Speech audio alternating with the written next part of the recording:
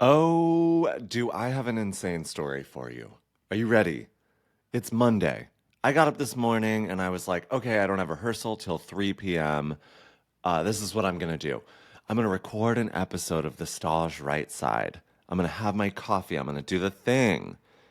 I recorded a 50-minute episode this morning. My mic was muted. What? What in the boomer hell is happening? I swear I am tech savvy. I just did not look at the mic. I was feeling myself in such a way. And so here I am. It is Monday. I went and did a run through of Crime and Punishment at ABT Studios. I'm drinking a black tea at 6:23 p.m. and wish me luck. I'm going to do it again because I felt like it was a slay of an episode. Also, holy sweet bananas. Oh my sweet gherkins. My solo episode that I did like 2 weeks ago or whatever was my most downloaded episode ever of the Stage Right Side. And I think I've been doing the Stage Right Side since 2016. So can we just can we have a moment for that? Because I feel so fierce, honey. Oh yes, baby girl. Ooh, drag words. I'm gonna take a sip of tea now. English breakfast at, you know, it should be called English supper. Can someone tell me the difference between supper and dinner? I suppose Google could. Okay, this week I have a lot of things that I want to talk about. Lots of exciting little updates. First things first, we're working on The Winter's Tale at American Ballet Theater. It's a Chris Wheeldon adaptation of a Shakespeare play. So I play a character named Polixenes. We're not talking about me today. There are children in this production. I forgot A, how weird children are, and B, like what it was like to be a child in a rehearsal space with adults. I am not around children. It's very rare that I'm like with a friend and their child. Like, I don't know, most of my friends don't have kids. It's just where I've, found myself in life. And I was like looking at these poor kids in this Winter's Tale rehearsal, thinking to myself, "Oh my gosh!" Like you sign up for ballet and you're like, "It's gonna be fun. We're gonna love it," but then you're just terrified for the next like 30 years of your life. Um, and I just felt for them, like I empathized in such a way because like also they're with the company, which like we're all so old and scary to them. Um, and it was just cracking me up. And like the stager, the person teaching us the ballet, was like directing the kids and doing a great job with them, and so friendly and so sweet and nice. And I could just see the fear in their eyes, and it was really amusing me in a way. I was like, I've been there. I'm maybe still there. I'm still a frightened child at work. There's this part where my character has to grab the kids by the wrist through their legs and make them do a front flip. They do a literal flip, and and they're kids, so you're just like, all right, let's try it. And like, sorry if you fall down. And it was just cracking me up because their feet would slam down on the ground, and Ed, the repetitor, who is a former principal dancer with Royal Ballet, Ed Watson, amazing dancer, fabulous guy. He was like, "You have to bend your knees, otherwise your feet will just slam down to the ground." And it was just tickling me. So yeah, kids are so weird, but I also empathize, and their terror is relatable. um, I got a lot of questions from last week's episode. I'll do the like question section later, but one of the main ones I got was like what I eat during the day and like what my regular rehearsal day looks like. So I'm just gonna give you, the tea on a regular day for me. I wake up at 7 a.m. and I usually snooze twice because I'm not a robot. And I roll out of bed and, open the door. Oh my God. Oh my God. Anecdote o'clock. Last night at like 3 a.m., I hear the loudest crash, like a bang. And I'm like butt naked in my bedroom. I sleep with the door shut because I don't want my cats like, sitting on my face at night. Like, leave me alone. I crack the door open. I like creep out. And I'm like, there's definitely a burglar in my house. I'm about to be murdered. And I round the corner and I see Mrs. Fluff Bottoms, that bitch. Sorry. My adorable, lovely pussycat, Mrs. Fluff Bottoms, the criminal. She had managed to knock over a gigantic planter from my tallest bookshelf. It had this pothos vine in it, which are like the easiest plant to take care of ever. And she has a habit of just like thinking everything is a toy because cat. And she pulled the entire thing down. It shattered on the floor, and she was just standing in the dirt, like in the soil, with this like smug look on her face. And I was like, ooh, why I oughta, one of those kind of things. And then I went back to bed because I was like, I'm not dealing with that. So when I woke up in the morning, she was waiting at my door and she led me out to the living room where the disaster had occurred. And she fully got back into the soil and made eye contact with me. I was like, you are not well. You are not well. The mental illness that is Mrs. Fluff Bottoms. That being said, let's not forget about Ms. Bit. Ms. Bit was my previous cat. She lived to be almost 19 years old, and that lady was cuckoo boots. But I loved her, and she had the cutest face ever. Mrs. Fluff Bottoms is more of like a white collar criminal, whereas Ms. Bit was a domestic, terrorist. Ah, may she rest. Okay, so I get up, I go to the kitchen, I put some water on, like you put on my kettle to do a pour over because I'm a fancy bitch in Brooklyn. I love me a Stumptown freshly ground pour over coffee in the morning. And I sit at my desk and I answer emails because I am what? The president of nothing. And so I clean up, I scoop the litter box. I do that twice a day because I'm like, I don't want my house to smell like pee. Duh. That's gross. Then, wash my face, brush my teeth, do the whole thing. And then I usually make myself breakfast. So I do not like eating right when I wake up. In a perfect world, I would have like 3 hours before, making breakfast. But that's not a luxury I have or most people have in the world because I have to go to work.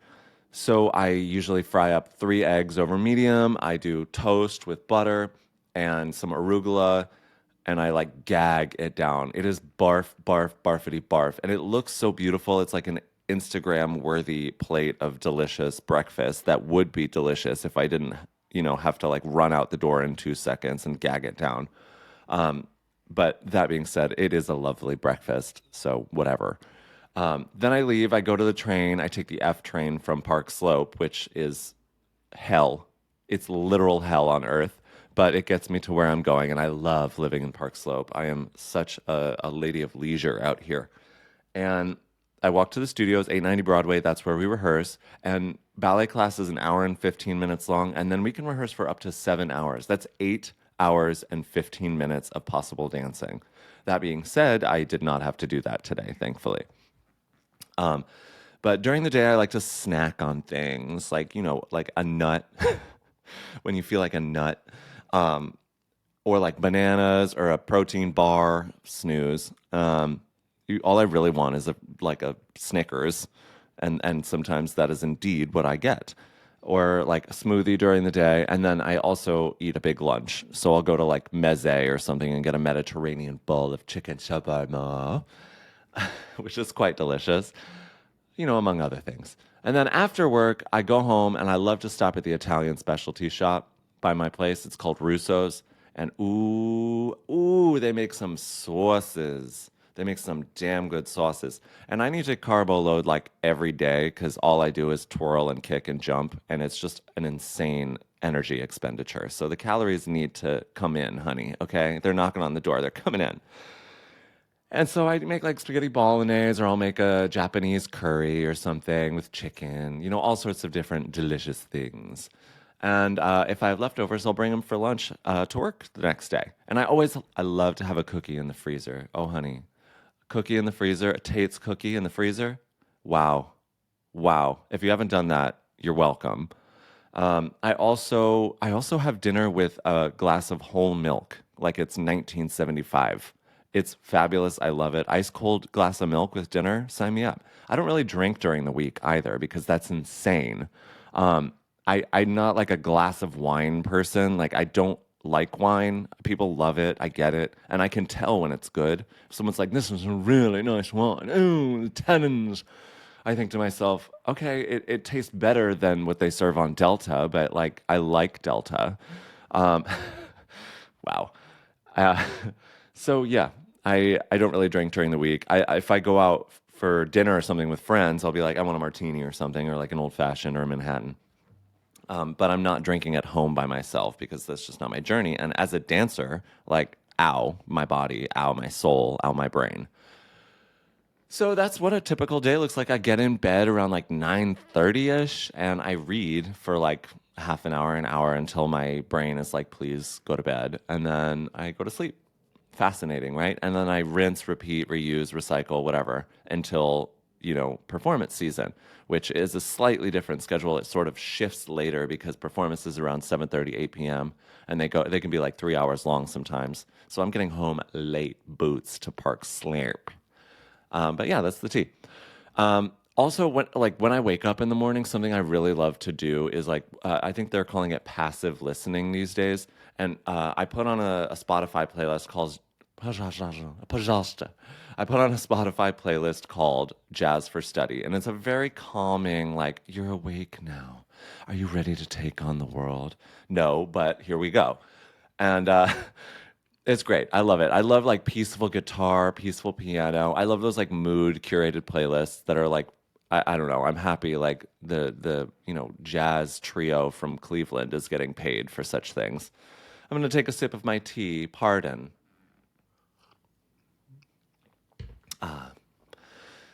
So, I had some friends over a couple weeks ago and we watched a movie called Baby Boom. Have you ever heard of this movie? It's Diane Keaton. I think Nancy Meyers produced it. Nancy Meyers movies like what is that? Parent Trap, Something's Gotta Give, and many more. Fabulous, fabulous, like atmosphere, cozy. The Holiday, I think, is one as well. Amazing. But this one is called Baby Boom. Diane Keaton is a high-powered businesswoman in New York City. Ooh, it's the 80s. That's crazy. Um, and someone like dies or something, and a baby is foisted upon her. And the way this woman is handling this baby, it's not a doll. It is not a dummy. It is not a Muppet. It is the baby. And she has this thing by the ankle, swinging it around like it's a mace. It's unfucking believable. Pardon my French. Sorry, I'm cursing a lot this episode. Get used to it. Uh, you have to watch this movie. It was so fun. I love 80s movies. They're completely implausible and perfect. But Bella was over, Isabella Boylston, aka Cindy, my bestie, and some other folks who you might recognize from the dance world. Reed Bartlemy was here as well. It was so fun. And she's watching everybody talking and smiling in the movie, and she goes, "Wow, teeth used to be teeth." And the truth in this, the insight in this, the reality that this is, teeth used to be teeth. I was looking at the brown slats in the mouths of these actors and thinking to myself, we have really come so far as a people. Crest white strips, veneers, electric toothbrushes, dentistry in general. Wow, I'm grateful. I'm grateful. And also, can we talk about white strips for a second? I do a white strip like in preparation for summertime every year. And my teeth all year are like good for that, you know? It's really fierce. So shout out to Crest White Strips. Her, thank you. Um, yeah, so go watch that movie and look at the teeth that used to be teeth. And, you know, at the same time, I find they're sort of like gray teeth kind of charming from the 80s and before. It like lends character to any scenario. Yeah, teeth used to be teeth. Put that on a t-shirt. Um, I want y'all to rate my podcast. By the way, like my last episode was my most popular one ever, and I want more ratings. So like, if you actually are enjoying it, please give it a 5-star Uber rating. All right, I drove you safely to your destination. Give it a 5-star on whatever you're listening on. I think this is a great opportunity to take a break. Okay, I live in Park Slope, as I said, and my apartment building is what I would define as shabby chic, and I'm convinced it's like a front for something. I I do not believe it is the most well-maintained building in Brooklyn, but I want to tell you this story that is kind of oops inappropriate, but I'm excited to talk about it. So, my neighbors upstairs, they had an explosion in their toilet, and then their toilet also exploded. So they had a bowel issue, let's call it, a GI storm, and used the toilet, and then the toilet cracked, shattered, and all its contents leaked into the floor and through my ceiling. Poop ceiling, poop ceiling, poop ceiling. The poop came through my ceiling and like went into the tiles in the walls. And so like all my tiles were like buckled at weird angles. And I called my super and I was like, um, this is not okay. I need assistance immediately. He responded pretty quickly, I suppose. But now I'm wondering, I think I need y'all's help because the tiles are still the tiles that are there. The teeth are still the teeth. And it's all cleaned up and regrouted and everything. But like one might surmise that poop is indeed behind my tiles. Is it toxic mold magoo for me to be in that bathroom with poo in the walls? Isn't that a crazy story? So sound off in the comments and thank you for your insight. That's all I wanted to say. I want to talk about being a gay person in ballet because after last week's solo discussion about, playing straight roles and blah, blah, blah, I just want to talk about like gay in America, gay in a ballet company at this moment. I joined ABT in 2012, and I feel like when I joined, the culture of gayness was different. And it was not reserved by any means, or like closeted, but I came in like a screaming Nancy. Like I was part of a drag group. I made pop music and did music videos. I did drag performances. I hosted gay parties. And I would wear like outrageous things to the galas and, just like really noisy queen. And at that time, it was something that I really wanted to like embody, just rebel, subvert, in my way, which is, in my opinion, very minimal. But at the time, I don't know, it's not like I felt pushback from the company, but I felt like I was introducing the company to a new level of openness. And I felt really, really proud of that. Like, I do feel like I helped with others to change the culture of queer acceptance within American Ballet Theater. And that is something that I feel proud of and I think will feel proud of, hopefully forever. But that being said, like, in the state of America and the way the current administration is attacking queer people, I worry. I worry about the way gay people in ballet are going to be viewed or perhaps even persecuted within the ballet company. I'm not talking about ABT. This has not happened. I'm just worried given the general rhetoric surrounding queer people at this moment. In the past like week or two, I have had two instances of strangers on the street scoffing at me with another gay person or a group of gay people. I have not experienced that level of like outward disgust from a stranger since I was like a twink living in South Boston when people would be like, you queer, God hates your shoes, things like that. Um, and it was jarring. I was like, wait, am I about to like be called the F slur on the street? Like, are we back here? Is this what's happening? So I just want everyone out there to just hold strong in their gayness. I certainly will. Granted, I feel like I've calmed down over the years because I'm just, I'm less interested in causing a scene, I guess, than I used to be, and I just want to wear a sweatshirt and be comfortable. And I've done that, I've lived that. But yeah, it really bummed me out. And I'm trying to not let it get to me, but it sure did. It sure did. So stay gay out there. I want to do the questions now. What should we call this section? Question something. Questioning? I don't know. This one's from Taylor Debbie _. What's the funniest thing that's happened to you on stage? Oh, goodness. Ugh. In Boston Ballet, I did a Midsummer Night's Dream, the Balanchine version, and I was playing one of the lovers, Lysander. And in this scene, I come out and Puck's doing his, like, I screwed up everything magic. And I have a fencing sword and I'm fighting with the other guy.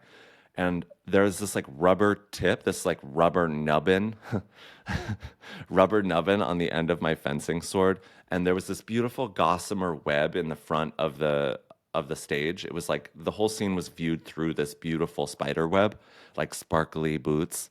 And my rubber nubbin fencing tip got caught in the web. And I had to stand there for literally 1 minute to untangle the rubber nubbin from the scrim. I kid you not, like the whole scene was continuing behind me, and I had to stand there just at the front of the stage untangling my sword. I was terrified that the scrim was going to fly out back up into the ceiling, and then like halfway through the act, a sword was just going to fall from the ceiling and impale somebody. And I was like, I will not be responsible for death, not on today. So I stood there and took it off and just sort of like went on with the thing, but it was rather humiliating. I definitely was too close to the web with my rubber nubbin. I love that. Have you ever danced without a dance belt thong like Nijinsky? That's from Mount Orfeo on Instagram. Of course I've danced without a dance belt. Sometimes we do these things called family scene rehearsals at ABT where it'll be something with like a bunch of characters and there's not really dancing, but it's like mime and acting and you're just like doing blocking and staging, stagecraft, what have you. And like you best believe I'm in a pair of gym shorts for those. And like sometimes we rehearse those at the Met Opera, not even in a dance studio, but with in a studio with a wood floor where the orchestra rehearses. So a dance belt is a really hard garment to wear for 8 hours a day. Okay. It's very tight. It's very tight on the hips too. It's like a very strong elastic. And, being in like an aggro thong for 8 hours a day is not the vibe. So yes, I do not wear a dance belt all the time, but if I'm dancing, I will be wearing a dance belt. Otherwise your balls get squished and that's just what it is. All right. From Security Gypsy, what's a weird name? Ballet partnering faux pas, favorite and least favorite costumes and why? Ooh, I like that. All right, double question. Partnering faux pas, hips. Find the hips, divas. Okay, people partnering out there, whatever your gender expression, anybody touching another person and manipulating their body, find the hips. You cannot expect to move the entire frame of a person by the rib cage. It's too wiggly. So grab the hips, find the hip bones, even if the tutu is large and, like riding up, just like squeeze down on them hips and trust me, the ballerinas will love you for it. I have had to train myself for years to get down to the hips, and I still forget sometimes because I'm not a robot. Okay, favorite and least favorite costumes. Favorite costumes, I loved the Ballet Imperial costumes. Gosh, those are just opulent and gorgeous. Least favorite costume, it's one of my favorite costumes to look at. The Nutcracker Prince in Alexei Ratmansky's The Nutcracker wears this sort of like militaristic, beautiful, sparkly tunic, but the sleeves are attached to the vest. So it's very difficult to raise your arms in it. And the wardrobe department at ABT has done a great job in sort of making it more easily moved in. There's like gussets and little cheats here and there. But overall, it's a really hard costume to dance in one of the hardest potatoes that we do in our repertoire. So that's tough. Victoria Ozowitz wants to know, what is your story on getting into the company? Ooh, okay, that's loaded. I'm going to take a sip of tea because you're about to get the tea.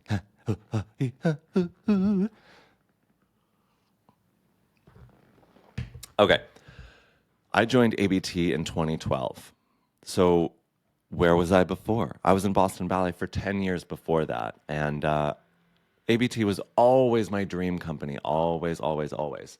Ever since I saw them when I was like 12 years old, um, I auditioned for the summer programs. I got in, I got a full scholarship to the ABT summer program in New York for 2 years. And I was not like a ballet prodigy. So I was not like winning golds at Prix de Lausanne and like YAGP and stuff. That just was not my journey. I was someone who was obviously, you know, had potential, but I just wasn't that good.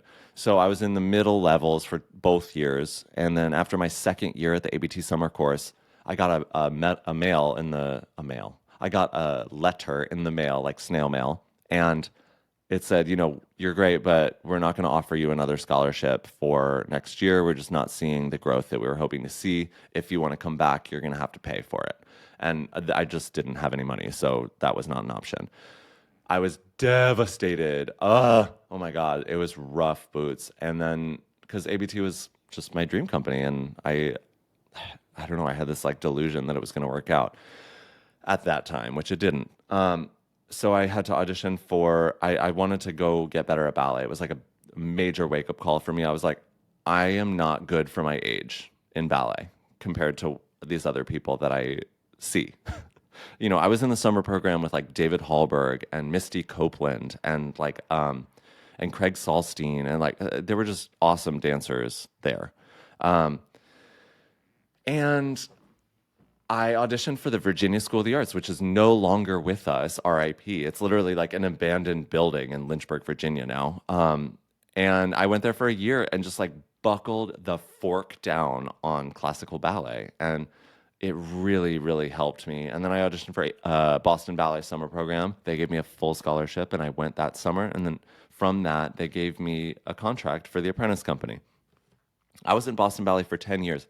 I danced so much in Boston Ballet. Like, I had a whole full career of awesome stuff. Killian, Forsyth, Balanchine up the wazoo, like a full Balanchine repertoire. I've danced Ruby's, Divertimento number 15, theme and variations, duo concertant, like a bajillion things. I'm so lucky that I had that, because we can't do that at ABT because it would be in direct competition with Balanchine's company, New York City Ballet.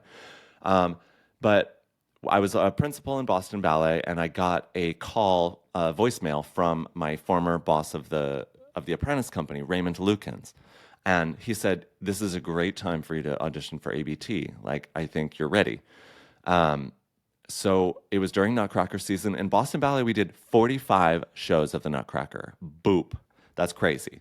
And on one of my days off, we got one day off a week. I took the Feng Hua bus to New York City, and I slept on my brother's couch the night before my audition in the Lower East Side.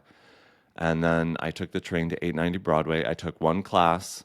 It was just one ballet class. Kevin McKenzie and Victor Barbie watched. That former director and former artistic associate director. And they said, "We'd like to talk to you after class."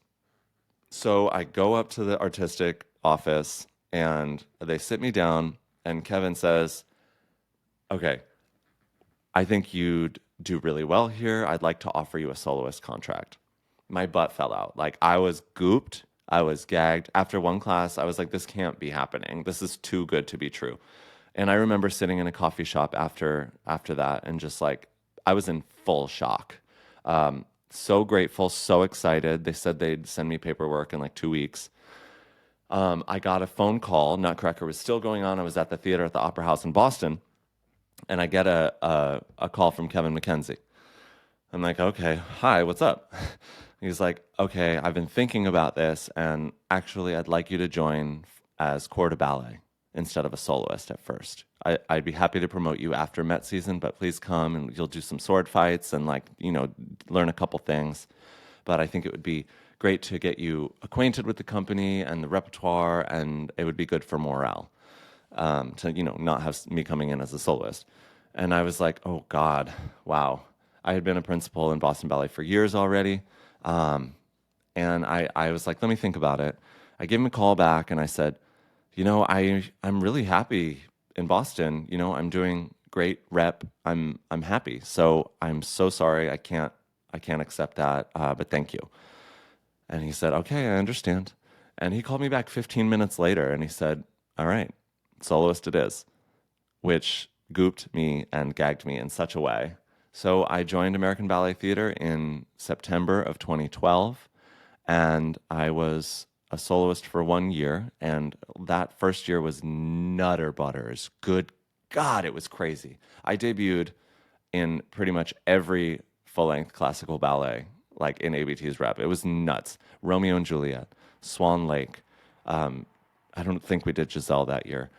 Sylvia, The Nutcracker, Sleeping Beauty. I did them all that year, along with repertoire like In the Upper Room by Twyla Tharp and Drink to Me by Mark Morris and more. It was a blitz of a year getting to know the rep and getting opportunities to perform everything. It was a time in which people were retiring, there were people injured, and I was desperately needed, frankly.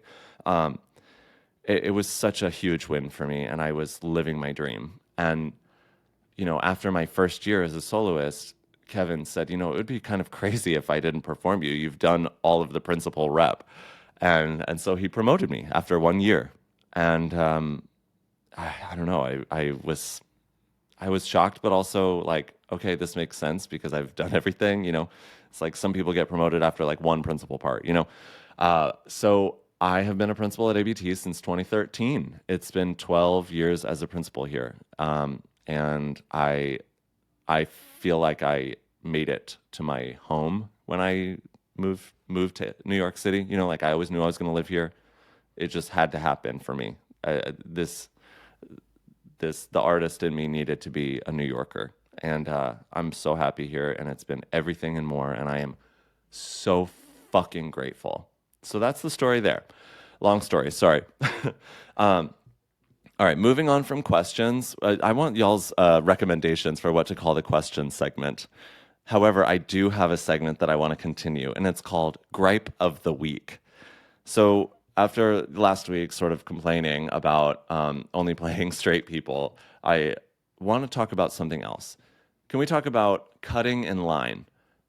I don't understand what is wrong with people, like who hurt you. Cutting in line is completely unacceptable. I had this experience this weekend. Me and my friends were out at a gay club called Animal in Brooklyn. And it's a really fun place. The music was great. The vibes were great. There were a lot of people. Everyone was hot. It was great. I loved it. But I'm waiting in line to get my coat at the end of the night. And this group I'm at a gay club, just at the gay club for gay people. And this group of straight dudes with their girlfriends cut me, like right in front of me, no shame, like a fistful of coat tickets to claim their stuff. And like zero fucks. Like there's a long line because the coat check system at Animal is barfzilla. And I was like, I don't know how to handle this because it is so deplorable. Not only are you just garbage for cutting, because like, why would you do that? But you're in our space disrespecting us in this way. It really made me boil. And I was like, I'm not going to say anything because I do not want to be punched by a straight dude at the gay club. That's just not what I'm doing in 2025. But I was seething and I was like, oh, you better believe I'm going to put this on the podcast. So petty. So petty. But yeah, can we just not cut people? Like, I don't care if it's at the airport. I don't care where you are, grocery store. I don't care. The salon, getting your eyebrows waxed. I don't give a shit. Do not cut people. Basic humanity here. Be nice. So yeah, that's my gripe of the week. Sound off. Am I right? Let's do watching, listening, reading. I finished Wind and Truth, finally, the epic 1,500-page fantasy novel that I was enjoying. It was fabulous. Oh my God. And by the end of the book, I actually remembered who everybody was by some miracle. And now I am regressing to my early childhood, and I'm reading Matilda by Roald Dahl. I've never read Matilda. I've read other Roald Dahl books. I love his autobiographical stuff, like Boy. Boy is such a great book. It's about his time in school. But I'm doing some research on essentially like young adult books because I'm working on a new book. And I don't want to tell you about it yet, but you'll hopefully be hearing more and more about it. But I'm really excited, and I'm doing some research and just figuring out tone and subject matter and all that good stuff. All right, what am I listening to? Oh my God, Abracadabra, Abracadabra by Lady Gaga. Can you believe it? Uh, I was like, at first I was like, oh, it's so like self-referential, and I'm like, maybe I won't vibe with it. But I have had it on repeat. The music video ate down. Like I was watching the Grammys, and then all of a sudden there was just a Lady Gaga music video on the TV, and I was like, what is happening? It was like a Mastercard commercial that is also a music video, and I was like, get your bags, diva, get thine bags.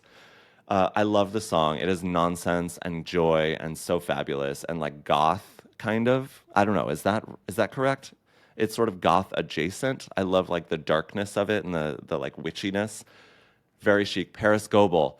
When will Paris Goebel not succeed? Because she is slaying like for years and years and years, and every project is just sassier than the next. Like I'm so impressed. Like what a dream. I really hope she, I don't know what she's like to work with. I'd be curious to know. She seems to get so much out of her dancers and out of the pop groups and acts that she works with. Like watching Lady Gaga go ham on that choreo was just really fun. I think she directed the video too. So if you haven't heard the song or watched the video, go enjoy this really fun resurgence of like 2010s Gaga in the best way. I also just appreciate like how queer it is. It's just queer as fuck. Get into it.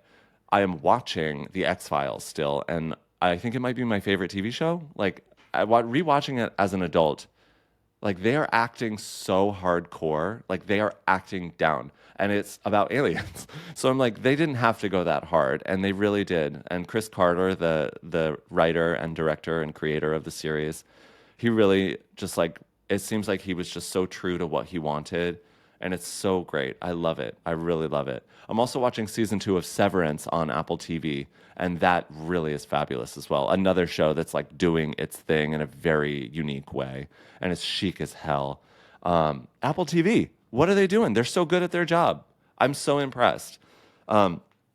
Also, like speaking of reading, I want to read something for you. It was my mom's birthday last month, and me and my friends went out to dinner to celebrate her. She died in 2016 from cancer, and yeah, I just wanted to like read a little thing. So give me a sec. This is about my mother, by the way. 1988, 4 years old. In the early morning, in my footy pajamas, I cracked open the door to my mother's bedroom. I couldn't see anything except the orangey red tip of her cigarette, levitating over her bed as she took long, dramatic pulls in the pitch blackness of the Connecticut morning. I often visited her before sunrise, as I never really slept and she frequently awoke in the night to smoke cigarettes in complete and utter darkness. The cigarette's embers seemingly the only light in the whole universe. I silently shuffled into the room and climbed up her four-poster bed, which was so high it required a small staircase to scale it. Exhaling a whole atmosphere of smoke, she whispered, "My sweet baby James." As I wiggled my way under her layers upon layers of plush blankets and down comforters, I nestled my head onto her lap, and she absently drew her long, She absently drew her long, bright red nails over my back until I fell asleep, all while puffing away consecutively on long Benson and Hedges cigarettes and blinking silently into the pensive darkness. I loved these mornings when I could snuggle up with my mother and believe she was the oh gosh, I'm gonna I'm gonna drink some tea and try this again.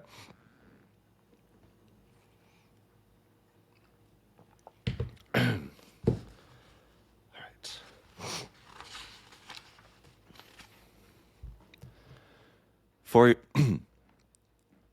1988, 4 years old. In the early morning, in my footy pajamas, I cracked open the door to my mother's bedroom. I couldn't see anything except the orangey red tip of her cigarette levitating over her head. I wish I could read. In the early morning, 1988, 4 years old. In the early morning, in my footy pajamas, I cracked open the door to my mother's bedroom. I couldn't see anything except the orangey red tip of her cigarette levitating over her bed as she took long, dramatic pulls in the pitch blackness of the Connecticut morning. I often visited her before sunrise as I never really slept, and she frequently awoke in the night. I'm going to just keep trying this. You're such a cute kitty. Fluff sat on my lap.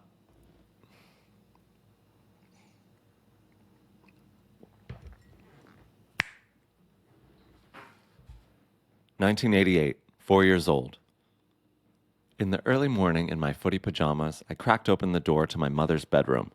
I couldn't see anything except the orangey red tip of her cigarette levitating over her bed as she took long, dramatic pulls in the pitch blackness of the Connecticut morning. I often visited her before sunrise, as I never really slept, and she frequently awoke in the night to smoke cigarettes in complete and utter darkness, the cigarette's ember seemingly the only light in the whole universe. I silently shuffled into the room and climbed up her four-poster bed, which was so high it required a small staircase to scale it. Exhaling a whole atmosphere of smoke, she whispered, "My sweet baby James," as I wiggled my way under her layers upon layers of plush blankets and down comforters. I nestled my head onto her lap, and she absently drew her long, bright red nails over my back until I fell asleep, all the while puffing away consecutively on long Benson and Hedges cigarettes and blinking silently into the pensive darkness. I loved these mornings when I could snuggle with my mother and believe that she was always going to be my savior, that she alone, in a world that wouldn't let me rest, would be the one to lull me to peaceful, innocent sleep, that she would always be the fire-breathing dragon who had raised a little human boy named James. So yeah, I just wanted to read a little something about Nancy, my mom, because I miss her, and yeah, I just thought it would be nice. So call your mom, tell her you love her, be nice to your kids, all that good stuff, all right? Love y'all, and see you next time on the Stage Right Side. Mwah!